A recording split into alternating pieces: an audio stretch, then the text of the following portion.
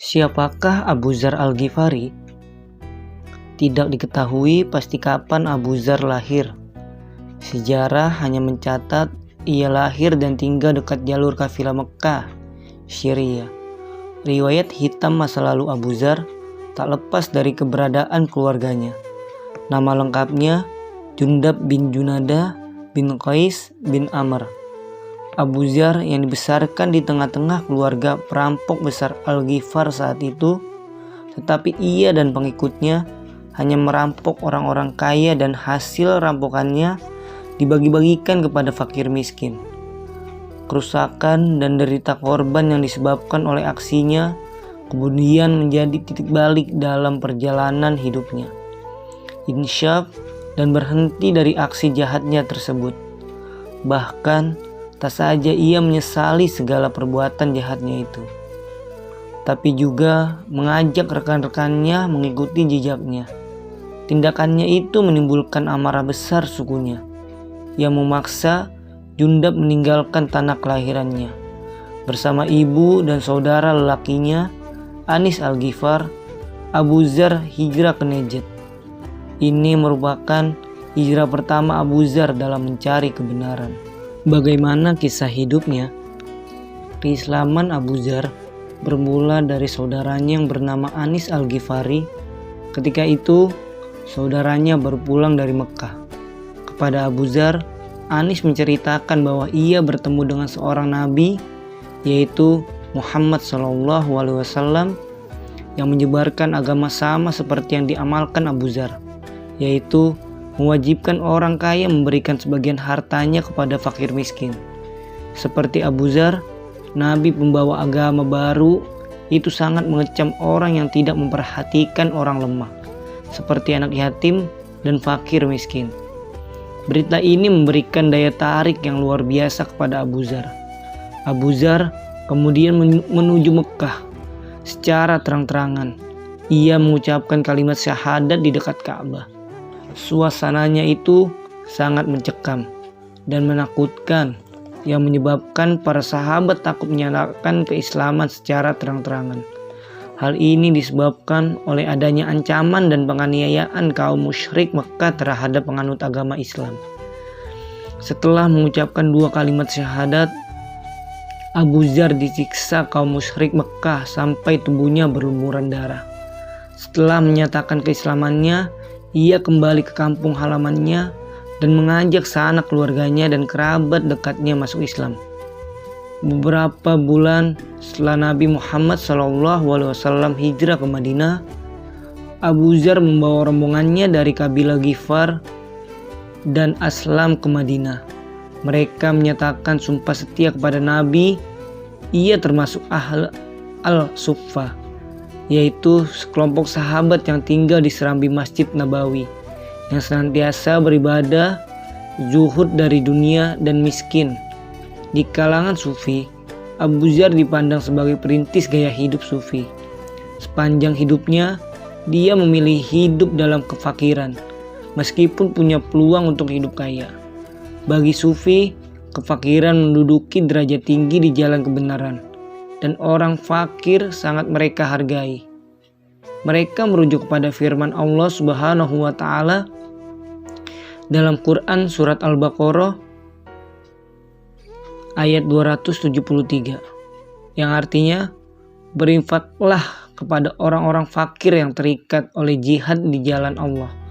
Mereka tidak dapat berusaha di bumi. Orang yang tidak tahu menyangka maka orang kaya karena memelihara diri dari minta-minta. Quran surat Al-Baqarah ayat 273. Di kalangan ahli hadis, Abu Dzar dikenal sebagai perawi hadis. Ia meriwayatkan 281 hadis Nabi SAW. 31 hadis diantaranya diriwayatkan oleh Al-Bukhari dan Muslim dalam kitab Sahihnya.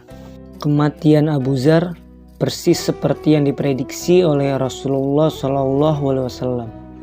Di Rabazah, engkau datang sendirian, engkau hidup sendirian, dan engkau akan mati dalam kesendirian. Tetapi serombongan orang yang saleh dari Irak kelak akan mengurus pemakamanmu. Sebelum Abu Dzar wafat, istrinya terlebih dahulu meninggal dunia. Ketika hendak menghembuskan nafasnya yang terakhir, ia berpesan kepada anaknya, "Pergilah ke atas bukit. Di sana ada orang Irak yang akan mengurus penguburanku. Sampaikan kepada mereka, jangan kafani aku dengan kain yang dibeli dari upah pegawai pemerintah." Teladan apa saja yang dapat diambil dari kisah Abu Dzar Al-Ghifari? Semasa hidupnya, Abu Dzar Al-Ghifari sangat dikenal sebagai penyayang kaum mustad'afun. Kepedulian terhadap golongan fakir ini bahkan menjadi sikap hidup dan kepribadian Abu Dzar. Sudah menjadi kebiasaan penduduk Ghifar pada masa jahiliyah merampok kafilah yang lewat. Abu Dzar sendiri ketika belum masuk Islam kerap kali merampok orang-orang kaya. Namun hasilnya dibagi-bagikan kepada kaum du'afa. Kebiasaan menyayangi kaum lemah ini tidak berhenti ketika sudah memeluk Islam. Ada suatu riwayat ketika pasukan muslim berhasil menaklukkan Mesir, Abu Dzar menjadi salah satu sahabat yang berperan.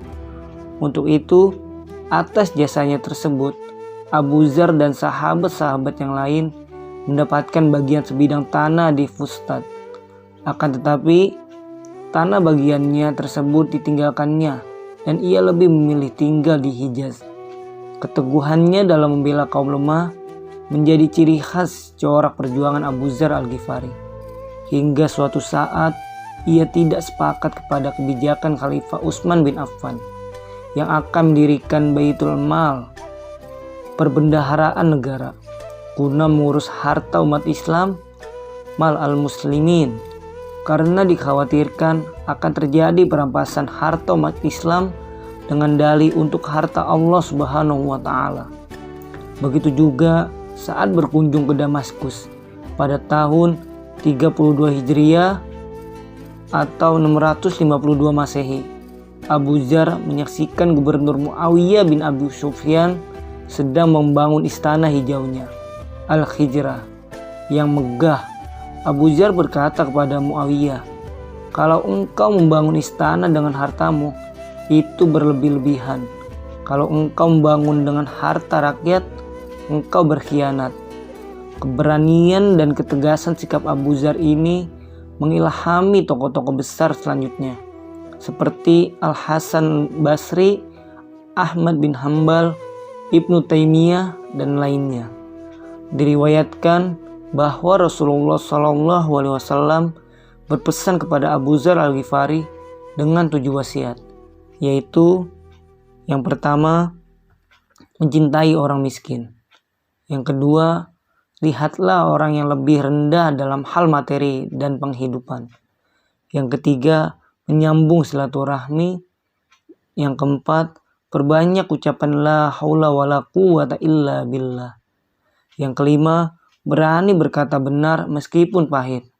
Yang keenam, tidak takut celaan ketika berdakwah di jalan Allah. Dan yang ketujuh, tidak meminta-minta.